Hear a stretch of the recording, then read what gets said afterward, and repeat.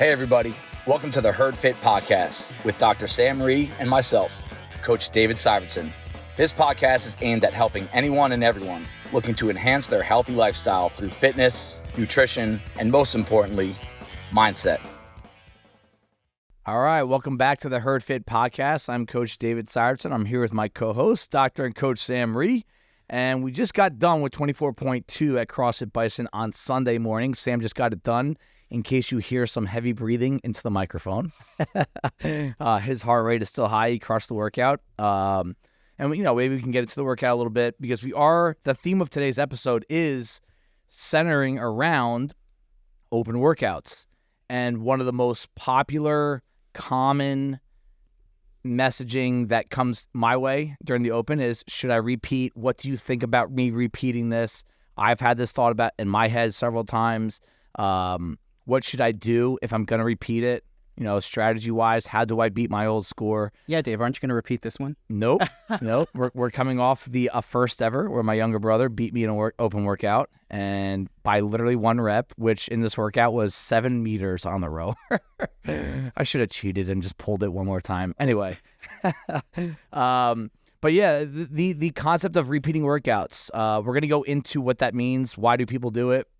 Some of the pros and cons, and just give us some outside perspective that I think everyone needs to hear at some point, because I do get asked a lot, and I do struggle with having a really good answer for everyone. But I am not for or against repeats, and I think it's foolish for anyone to be overly for or overly against it. This is one of those like stay in your lane type situations. But we definitely, as coaches, I think we have opinions on it, and we've seen and done repeats ourselves, right? You've repeated before. I have. And we've seen people, and I've actually repeated workouts and not gotten better. I've repeated workouts and gotten better. There's a lot of reasons why you would want to do them, but I want to kind of dive into some of the dangers and some of the benefits of doing this, because it's going to be something, if you're in this for the long haul, you're going to have this temptation or thought at some point. Opening thoughts, Sam, on just the concept of repeating workouts, whether it's yourself, your wife, one of your kids, as a coach, whatever. As you said, I try to stay in my lane in terms of giving advice about this. Yeah. But my personal thought is there are very few reasons why I would think someone should repeat a workout. Mm-hmm. And there are about 50 reasons why people shouldn't repeat a workout. Yeah. I agree with that. I think the reasoning behind taking your score as is, no matter what, the volume of reasons why that should be the case far outweigh the volume of reasons why you should redo. And the first thing I have in my outline is, why do we repeat workouts? All right. And I came up with 5 things, and whether you agree with them or not, it's just these. I think these are the 5 reasons why. Number 1 is you think you have more to give in a workout. Like, you got a score on a Friday, you're watching other people do it, and it's like, you know what? Like, I have more in me. I know I have more in me. And that might be the truth. And I would even say in most cases, that is the truth. You probably could have done better. All right. So that's a really objective, clear thought in someone's head. Number 2, something went wrong in your first attempt. Here are a couple of examples this week. Someone did a really bad job counting double unders. Someone miscounted your rounds, which sucks. Wow. Your jump rope broke. Your calf cramped up. The clock turned off mid-workout. Someone's dog came in the gym and hit your jump rope mid-set. I saw that on Instagram this past weekend. Those are things that just really actually had an impact on your score. In this week's workout, act as if, what would you do if your rower turned off mid-workout? Yeah. And you're 13 minutes in. Yeah. And, we get you a new rower, you get set up, you get your damper set up, you get your feet set up, you lost a minute. That would be a really good example of you should just do it again, because you'll probably, that's not really a true representation of your fitness, that score. You did not meet expectations. That's another reason why. You had a goal for yourself, you did not get it. You could have been wrong about what your intended goal is and what you thought your fitness level was, but that's another reason why people repeat. Someone else beat you. That's a reason why people repeat, whether they admit it or not. And then the last one I have written down is you're trying to qualify for something. So do any of those reasons jump out at you that are totally go do it again? And do any more importantly, do any stand out that you should not be repeating for that reason? The things that are not in my control, if they happen, Right. yes, I would consider it. Mm-hmm. Rower breaks, someone totally miscounts for you, any of those things where it wasn't a true representation of what you had. Not that you didn't do it, it's that something happened to you. Right. That's totally fine. I think if you want to feel like this is not my true representation because something else, an external factor happened to you, by all means, if you have the physical capability, go for it. I think that's reasonable. The other reasons, someone beat me, I hate that as a reason. I find that to be more of a selfish reason, especially if you gave it your all. Yeah. Okay, and you should be, Even if it's your little brother. I feel like that is why you were the bigger person this week, and you did not repeat it, and you're going to give Aaron the glory this I will. week. Yeah. And I think that is very admirable, and I think that was the right thing to do. If you weren't feeling well, like you had an injury or something, it's tough because are you really going to rehab that within 2 days and redo it, or in 24 hours? I don't think so. Like, did you give all that you had physically at that time? Then no. I mean, listen, it is what it is. So, like, we all have nicks. We're nicked up, we're banged up, we have soreness. Like, you did what you could. Yeah. Trying to qualify is one of those sort of like plus minuses. If you are a highly competitive athlete, like, let's face it, if this was the semis, or I don't know, can you repeat it on the semis? No. For age group, were you able to repeat? You did. You were able to. I did repeat one. Yeah. So when the stake, it depends on how high the stakes are for the athlete. Like, if you're a Monday through Friday gym goer, and well, maybe you want to push it a little bit. That's fine. Like, I think that's why they lowered quarterfinals to 25%, because they want people to try to qualify. Yep. And if you're right on the bubble, plus minus on that one. Yeah. I mean, we've seen people not qualify in this gym for the next stage and missed it by like a few reps in a workout. So, this is where the most common question that comes my way on a Friday, Saturday about repeating a workout is, hey, I'm kind of on the bubble of qualifying. I really want to do it again to give myself some more breathing room in case I get buried in next week's workout. Right. My advice is like, sure, if that is really truly the intention, then go for it, right? And then some people, they have a hard time understanding the numbers and the math of where you currently stand and how well you need to do in next week's workout to confirm that you're going to qualify. I remember when I was with Coliseum, and we were trying to qualify for regionals, and that was like, it was really cutthroat for two reasons. It's a very competitive region, so if we had a bad workout as a team, we might not qualify. And B, you're actually trying to beat guys on your team. Oh, right. To try and be the guy. The top that gets 4. to go. Yeah. So I remember there was the workout that had like 500 double unders, and I did it 3 times in 4 days.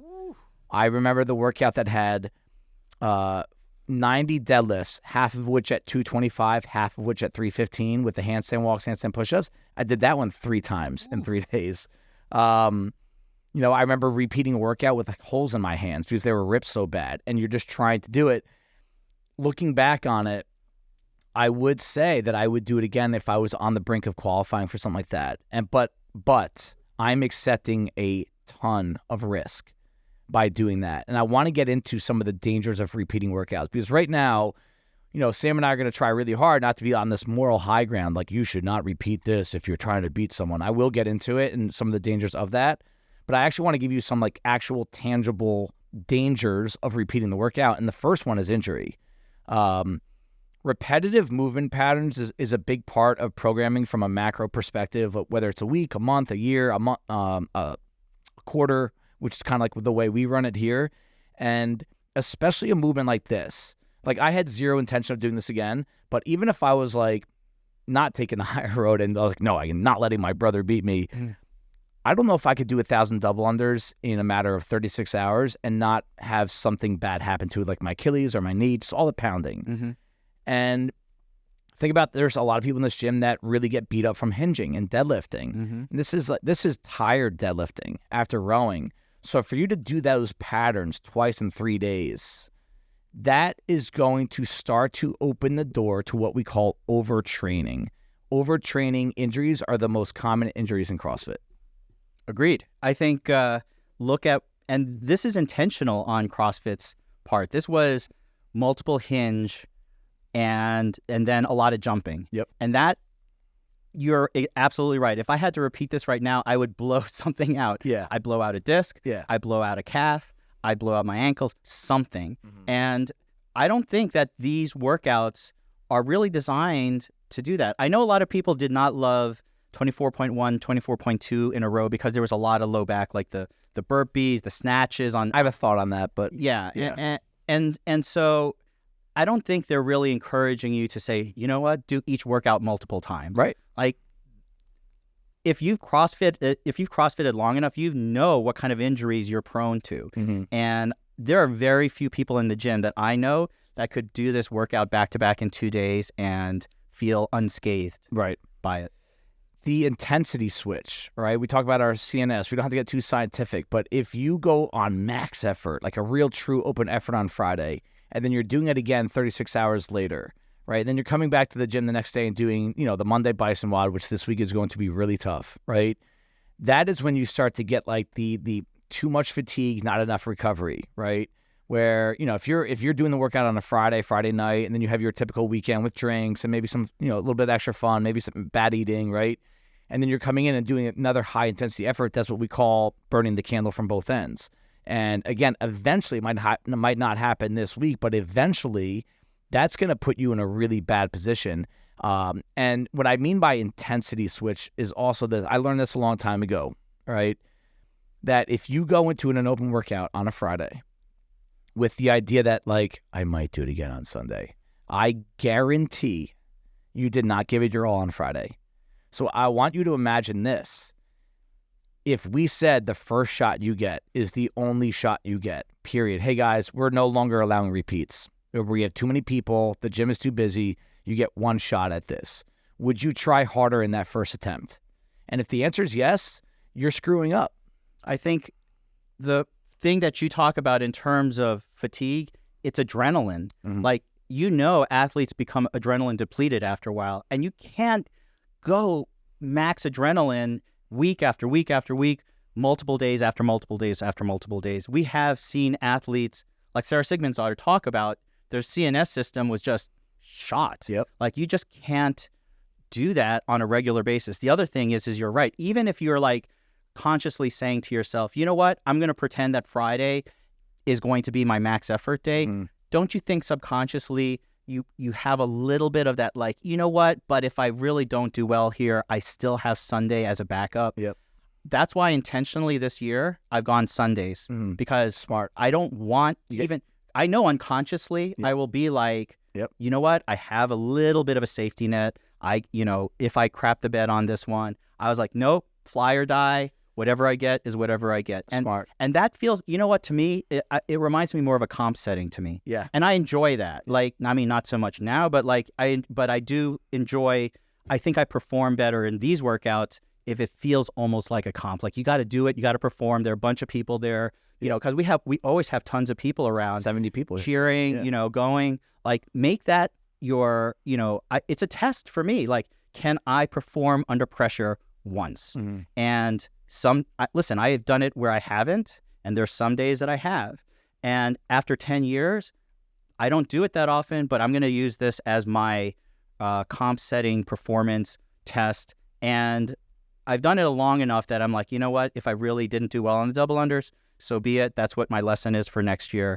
I've been there. So I think even if you say consciously, I'm not going to treat this as a backup. I have a backup. Unconsciously, you still have that in the back of your mind. Yeah, absolutely.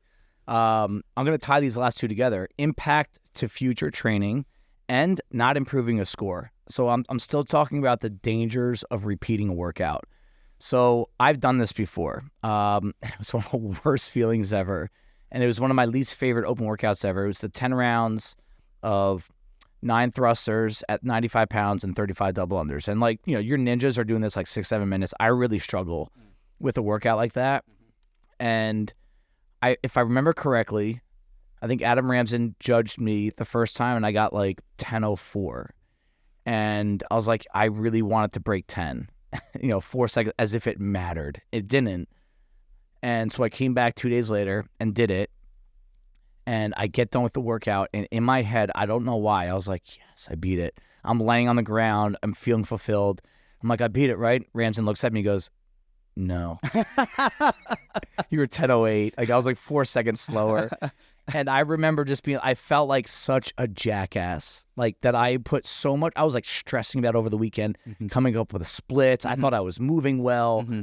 And I was like, I did all of that. And like me doing that many thrusters in 36 hours, like I couldn't train for the week coming up. Like, I was in shambles.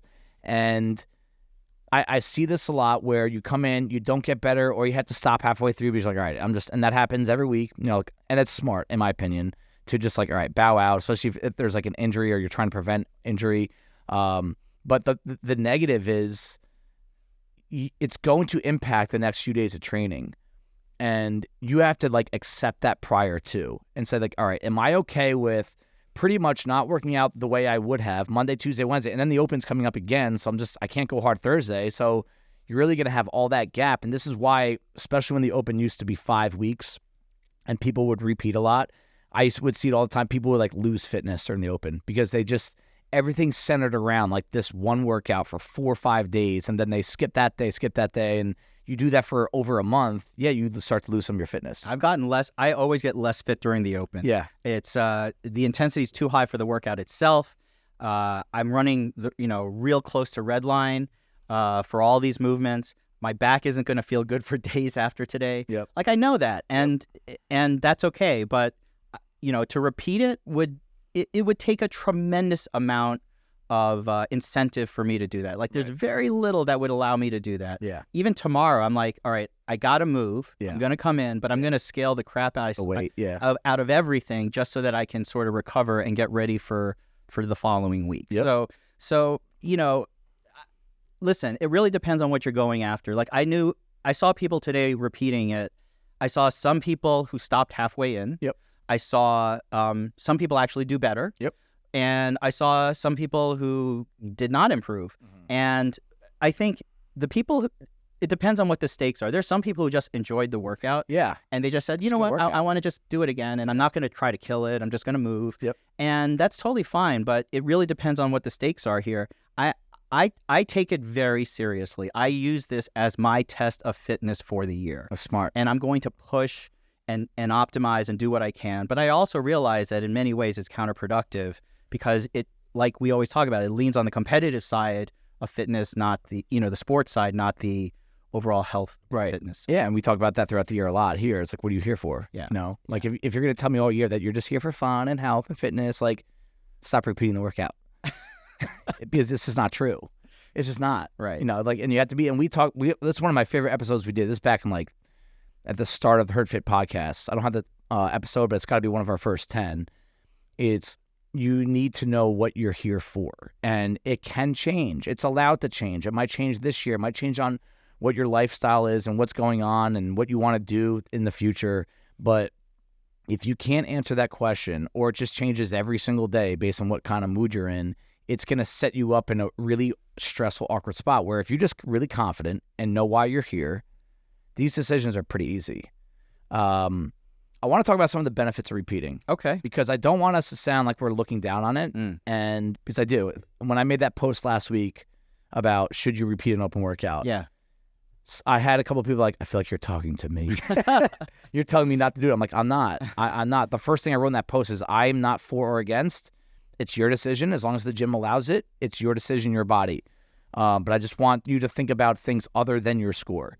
And one of the benefits, I'm going to use Nick Squire as an example here, is learning how to strategize and having a thoughtful approach to workouts. Numbers are hard for some, pacing, this and that. How long does double unders, how long does your pace at 155 take the row as opposed to 215, all that. You don't need to get better at math. You don't have to. You can look online or ask a coach. But I do like the idea of redoing a workout and trying a different plan than your previous. So Nick Squire was rowing, I think he said between a 150 and 155, and Nick is the second best rower in the gym. And no, Nick is a really powerful rower. Like if he wanted to row the whole workout at 140, he could. He's one of the best rowers we got. And he would, but that would ruin him. And I think what he said is, I'm going to come in, I'm going to row a 205, which for him is walking, and I'm going to see if I get a better score. And he did. He crushed his score. He probably had another 45 seconds to work with, which in this workout helped him out a lot. And that to me is like those lessons. This is where I learned about pacing, was repeating workouts. Hey, I have a score. This is the time domain. These are how many reps I averaged per minute. This is where I was at. This is where this round lasted. This is where I was at this point in the workout. I'm going to learn how to beat that number. And the answer is almost always slow down at the start of your workout. Go slower, you'll end faster. And because the stakes are high and you care about your score or you're trying to qualify for something, you will think for an hour about how to strategize your way there, where you don't do that much of that during the year. I know some people do, and I actually see their fitness getting better. But what are your thoughts on someone repeating for that reason alone? Like, I think there's value in getting a score Friday, coming back and finding a way to beat it Sunday for future fitness. I've seen that. I was thinking about CJ in one of the first wall walk workouts we had, where he went out so hot, and then I was judging him on Sunday because he really was so disappointed with his score. He knew he could do better. He went out so hot. And we worked out a plan, and he looked at me afterwards, and he was like, Sam, I went slower, and I got like so much better on that. It's usually the answer. And so ideally, if you can figure out your plan before you do it on Friday, that'd be better. But that's a really short turnaround from the Thursday to Friday. And we have people come in 5 a.m., 6 a.m. on Friday. They don't have a lot of time to strategize. Right. Yes, and we still have people after 6 or 7 years of CrossFit just go out hot for every workout. Right. And if that's the case, absolutely. If you felt like you left a lot on the table because you went hot, you didn't have a plan, especially on, 20 minutes, it almost defies reason to go 205 for Nick, right? Like, that's like the nuttiest thing. Yeah. You almost can't. Like, you almost are like, it's impossible to like, maybe if I row with one arm, like, Nick could get 205. So I understand that. Like, it almost defies logic. Right. But that's what CrossFit is about. It's about figuring out how to pace. And I think it's fun to do. Like, I genuinely think it's fun to do. And if you come out on the other side like Nick just did, a better score, that should impact the rest of his life. Whenever he sees an AMRAP 20, today's workout should impact that. Yeah, that jazzes me up as a coach. I would say that's a great reason. Yeah. So just like the thoughtful approach, trying different routes to the same score or a better score, learning about yourself, what can you do, what you cannot do, and honestly, improvement. CrossFit 101 is trying to push your threshold, and instead of saying I went out hot or this was my pace on my first 5 rounds, it is, did you do more work in the same amount of time? That is the CrossFit equation 101. The power equation is how much is 4 times distance over time, right? How many times how much work am I getting done in X amount of time? And if I can come back and do more work in that same amount of time, I am now fitter. I am getting myself into a higher level of fitness. And that's what CrossFit is. That's what makes it a special and unique program. This is where your analysis over the years of talking to you and podcasting with you about the reps per minute scheme, right? Like, I'm almost automatically now starting to kind of break it down just from osmosing it from you. Just like, this is about a 15 reps per minute for me. Or, this is hard. It's going to be more like 12. Sticking to a plan, right? Knowing that if I can get through the first 4 minutes like here, then I can go through the next 4 this way. Like, this is where, like you said, learning about yourself, learning what your capabilities are. If you feel like that is of benefit for you on the repeat, that's great. And just do this throughout the year, guys. Like, you don't have to do it every time you come into the gym, but every now and then, and the math can be easier on some workouts than others, right? But like, for you to get better at a workout like this next year, 2 years, 3 years from now, I do think if every now and then throughout the year, whether spring, summer, fall, just kind of playing around with this idea of reps per minute. One thing I personally still struggle with is I can figure out my reps per minute, what I should do all day, but my resting time between transitions, right? Like that is where I feel like I didn't hit my goal in this workout. And like that is where I think fell back a little bit.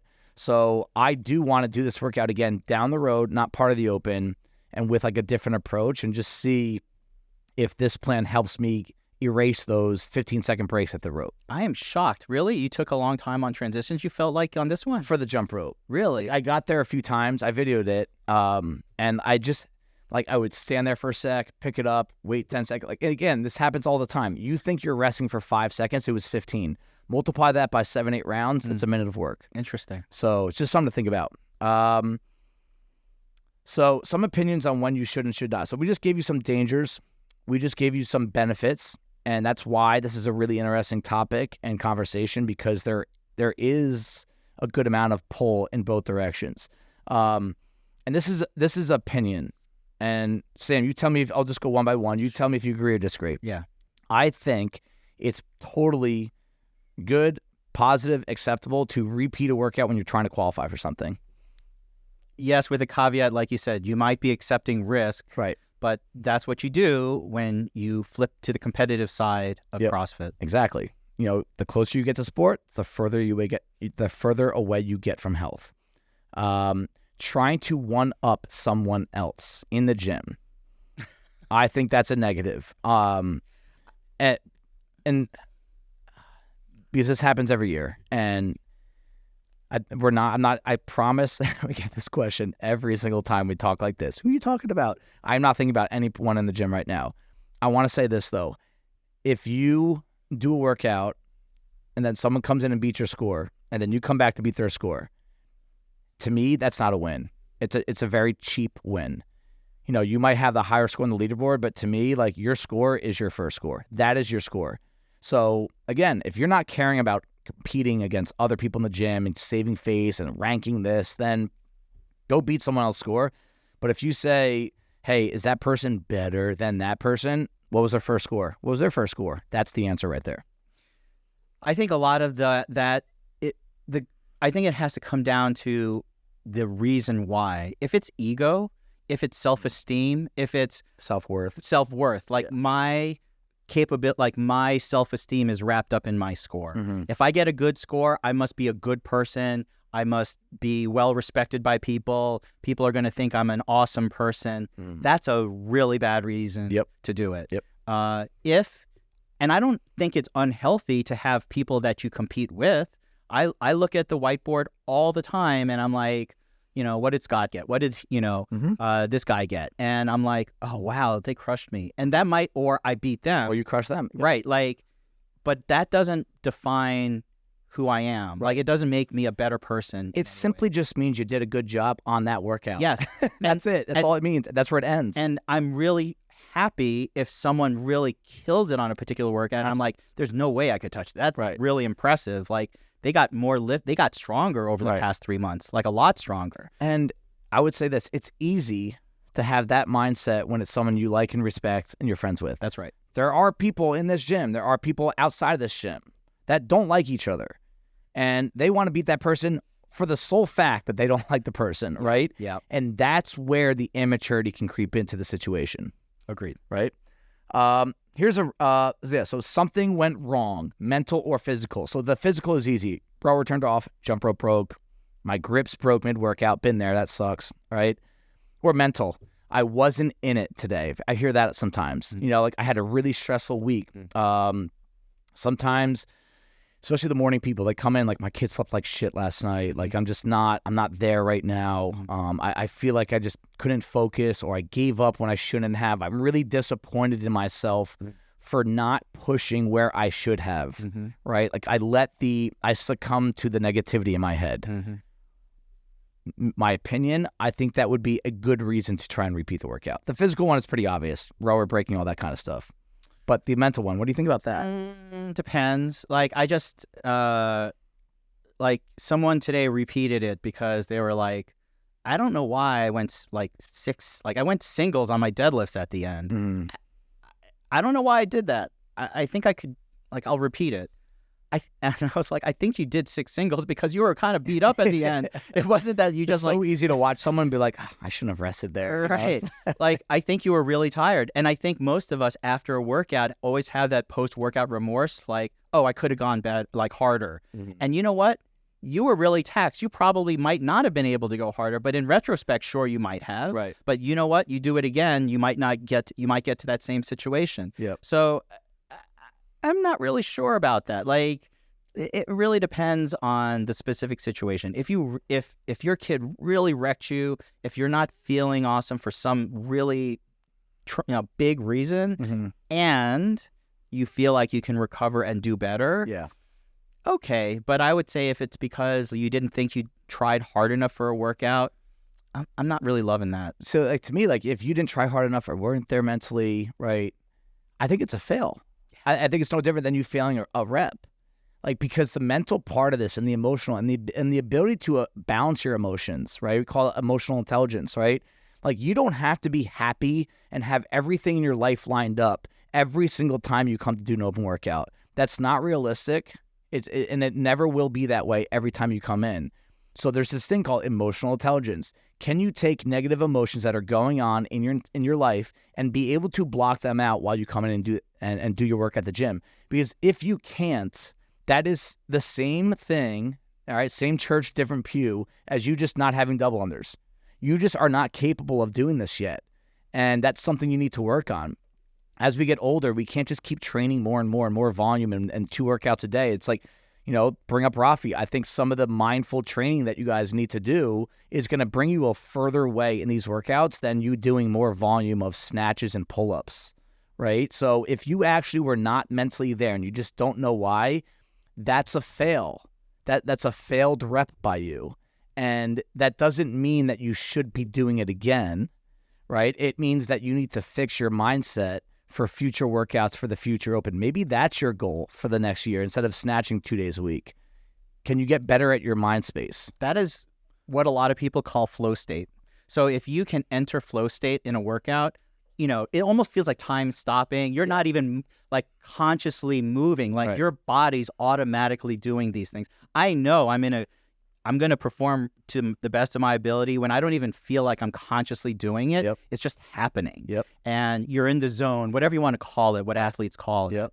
And that is a skill you have to learn, how to enter flow state. Yep. And there's tons of information out there about what helps you get into that flow state.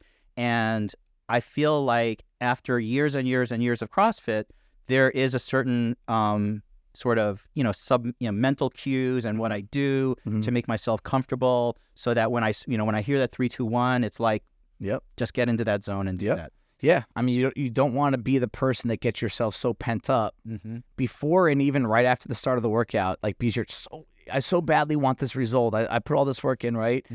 It actually makes you physically worse. It does. When you're like that. Just your heart rate alone. Yeah. It makes you physically worse. So there's a talent and a skill there to be developed that really can help you guys go a long way. And if you have a mental hurdle in the middle of an open workout right now, it's no different than you getting to a barbell and you just can't lift it, because the answer will be, I got to get stronger. Well, now maybe the answer is, I got to get my mind space a bit better, find that flow state. Obsession with comparison. And now I'm going to group these next 2 together because we're just going to repeat ourselves here. You're obsessed with comparing yourself to others, right? And you want others to be impressed by you. That to me is a really bad reason to repeat an open workout. And I sound insensitive when I say this, but I'm saying this out of like love, and I want you to be happy. That's like one of the goals, my personal goals of being Bison is just like, I want others to be happier than leaving here than when they came in. When I say this, they don't care about your scores that much. The people you're competing against, or maybe they don't like you, you don't like them, blah, blah, maybe they're going to go ruin their afternoon. Hopefully not, right? Don't ever want that. But we've talked about this a few times. The letdown, once you realize that your scores, if someone gives you a high five, like that's usually the last time they're going to think about your score. Like if you think you crushed a workout and someone's going to be talking about it and praising you for it for the next like 2 years, like they're not thinking about that at home. So I always ask you, do you think it matters next week? Because right now, I bet if I give you 5 seconds to give me the top 10 scores from last week's workout, you wouldn't be able to do it. I could give you a couple names. Yeah. Because they impressed me. Right. Like, Keith friggin' impressed me. Keith Andrews, yep. Alex is coming in hot. Yep. Like, these were people who have made tremendous strides over the past year. So right now, if those guys are listening, they better be. All right? Keith has a freaking HerdFit shirt. He better be listening to it. Should that be a reason why he wants to repeat workouts? Because he wants Sam to be impressed by his workout? I don't think so. I think that's not what motivates him. I think he just really wants to see what his capabilities are. And I think same with Alex. I think they both really feel like they have a lot and of potential, and they're achieving it, which to me is exactly what they should be doing. Mm-hmm. And to me, that's awesome. Yep. Like this is a test, and they're killing these tests. The common ground between them, they did it once. They both did. They both did it one time. So their score that we're talking about right now, a week and a half later, right, or a week later, right, is their one shot. Yeah. And Alex will say, Alex is very into the mind space, and he says this about repeating workouts. He goes, you don't get a second shot on game day. So if you actually go and compete somewhere, you can't go do an event at Wadapalooza and be like, hey, can I try that again? Right. That's your score. You know, there are some people that are almost givens when I look like Amy Edelman. Right. I mean, yep. I hate taking people for granted in terms of their excellence. Right. Because that bothers me because it's like you're just assuming they're going to be good. You don't even know how much time they're really putting in. Right. Like when you see superstars in the NBA or in every year in pro sports, you're just like, they're going to be good. You're almost minimizing how much effort and time it takes to get that good. It's like Tim Duncan, right? Like Tim Duncan's an all-time great, and he was just so good for so long. And it's like every year he sustained greatness. It's even more impressive than it was last year because he's doing it again. Right. So when you see Amy Edelman and she like beats everyone by like 40 reps, you're like, yeah, of course it's Amy Edelman. And you're like, no, that's not because she's Amy. It's because she's someone who works hard and she's very talented, but she also put a crap load of time in. So do I look at the top? I do. Mm-hmm.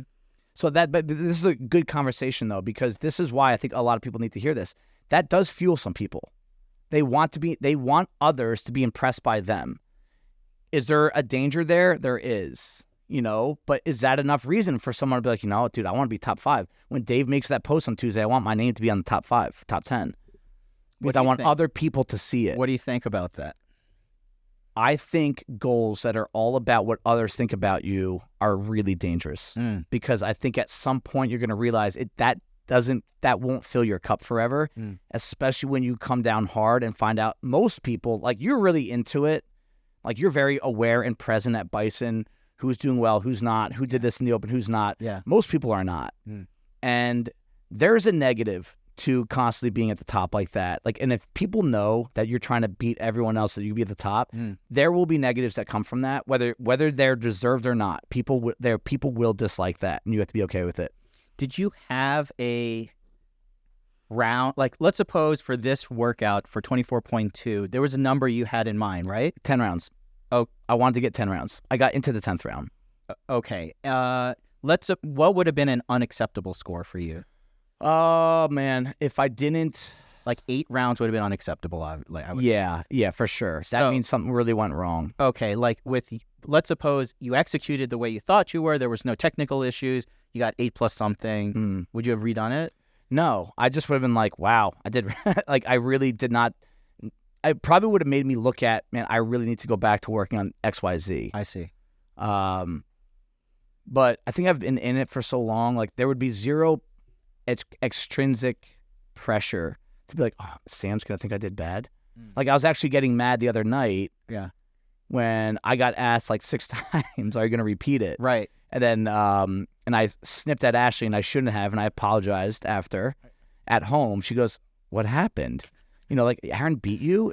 And then she goes, are you going to repeat it? And I snapped. And I was like, stop asking me. I'm not repeating. Why is everyone asking me? Like, it's okay if I don't beat, Aaron in a workout like that. And it's because you leaned into it with your post on social media. That's why. I don't know. Like, I don't even know if that's true. It was like, I'm laughing about it. Like, do I want to lose to my little brother in a workout? I don't want to lose to him in anything. But also because you're a competitive MF. Oh, absolutely competitive. And So now it just circles us back to, should I be stressed out right now that everyone in the gym knows that my little brother beat me in an open workout for the first time in 10 years? Should I be upset by that? Because I'm not at all. But now it's like you start getting this like pressure from the outside, being like, should I feel a certain way? Well, what if it wasn't your brother? What if it was like somebody else? That's the interesting question. Like, what if it's someone I don't that you don't love? Yeah. Like what if we had some new guy that came in at the start of the open and he beats me? Yeah. That's a good question. Would I be out there with the Sunday morning crew right now? I wouldn't be. I really wouldn't be. Okay. Because of, here you go. 5 years ago you would have. Absolutely. Okay. Big picture, I have goals that are beyond the open. Yeah. So it's like that helps me manage any sort of emotional attachment I have to open scores. Like I compare the Ashley, again, to bring her up, brought up a great comparison. I was like, wow, I'm actually jealous I didn't think about it. The open, for me personally, is preseason football or spring training. Yeah. Baseball season starting. Yeah. Quarterfinals is regular season. If you make semis, that's postseason. That's playoff. Qualified. Yeah. You make the games, you're in the World Series. Yeah. And I was like, that's actually, so like, the Yankees aren't stressing about losing a game in spring training. Right. Because they're working on things. Right. So that it actually does help kind of like make me process. But like, let's say I had zero goal after the open. Yeah. Then maybe I would come in. Maybe this was my World Series. Yeah. And I do want to kind of have the best score or beat him or beat her. Yeah. Go do it. I was a little afraid of that. Like sometimes my double unders don't work, and if I really did poorly, I was like, I might not make quarterfinals this year. What would happen? Would I redo it, try again? That'd be tough. Yeah. I don't know. Absolutely. I would like to think that I would just be like, all right, this is the year I don't make it. That's why I think it's always interesting. But I don't know. This conversation's always interesting. It's hard for me to be honest with myself on that one. Yep. All right. Well, it's good because it comes down to humility, and next week's episode is humility and CrossFit. So that's going to be a nice little leeway into it. So we're going to wrap this up with reality, right? Because we're throwing a lot of hypotheticals, and we'll talk in circles, and that's what this conversation is. You'll go in circles, and I don't even know if this podcast is going to help you have an answer, but I hope it can make you think about it in a certain way. If you go out and repeat the workout and you get better, what does it mean? You should ask yourself that, right? If it's attached to self-worth, self-esteem, you're playing with fire, okay? But if you are simply, hey, I want to see where my fitness actually is. Like, I want an objective. Am I top 10% here? Or my top 14%? Like, where am I? Top 18%? Am I bottom 20%? That's the reality of this question. That's where you stack up, right? Agreed. That's why Nick Squire redid it. Yep. He got a truer test of his fitness. Better gauge on where he's at. Yep. Let's work out. Yep. Relating this to real life, if you are someone that likes to tie things together to help you understand them at a higher level, you don't get a lot of redos in life like this, right? You don't get to go back to, that meeting that you have or that presentation that you have. And, there are a lot of cases where that presentation at work or the meeting you have or the interview you're going for, you're trying to get this job, you need to, how you do anything is how you do everything. I strongly believe that the older I get and the more things I see and observe. And if you're constantly like, I'll try hard, but I'm not going to try that hard. I'm going to really try to ace this test or exam coming up, but I'm not going to try that hard. You don't get a redo, right? Sasha's at Duke right now. If she does poorly on a test, which would never happen, she doesn't get to go to the professor and be like, can I get another shot? Can I get a repeat on Sunday for that exam? And I think some of the lessons that you can learn from putting yourself in this thought process of repeating versus not can help you in the outside world. I agree 1,000%. This is how you relate CrossFit to real life. Yeah. Do you care a month later about this score? I don't want to say a week, because I do think sometimes like a wound hasn't healed. But I want you to ask yourself, and maybe in April you'll do this, go back to the open scores and ask yourself, did you really care?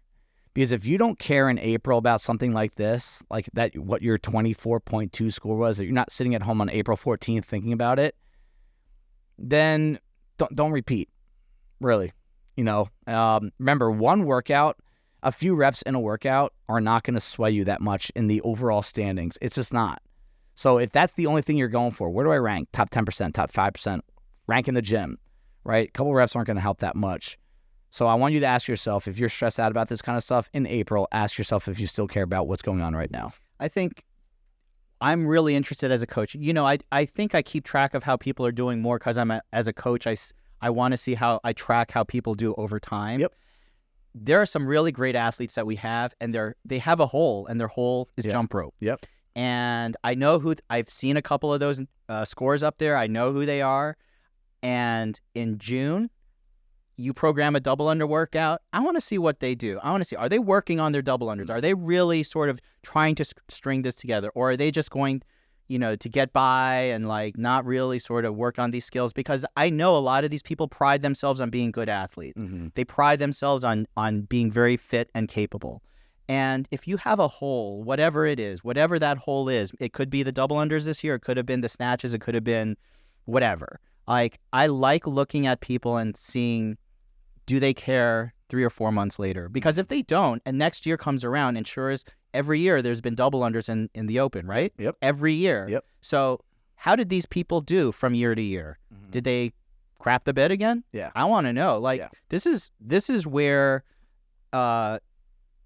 as coaches, we gauge how much you really care about getting better. And it's not about getting better from a competitive standpoint. There's benefits, and we've talked about it, about learning new skills. Right. Like not being satisfied with just staying with your single unders or what have you. Like neurologically developing yourself, challenging yourself. And if you haven't done that, then you're leaving a lot on the table in terms of becoming a better person. The best way to become fitter is improving your weaknesses. It's not getting jazzed up for the workouts you're already good at. That is a fact.